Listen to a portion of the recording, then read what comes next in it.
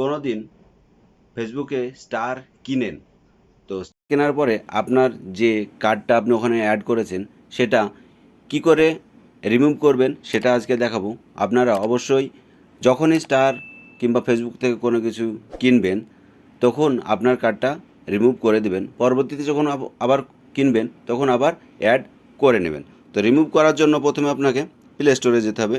Play স্টোরে যাওয়ার পরে আপনার যে জিমেল সেখানে ক্লিক করে দেবেন। লোগোতে ক্লিক করার পরে আপনি আপনার পেমেন্ট অ্যান্ড সাবস্ক্রিপশান যে অপশানটা আছে এখানে আপনি ক্লিক করে দেবেন।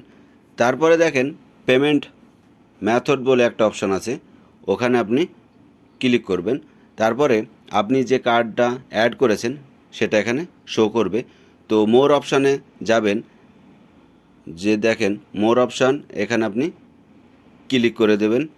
ক্লিক করার পরে আপনার সামনে আপনার কার্ডটা শো করবে।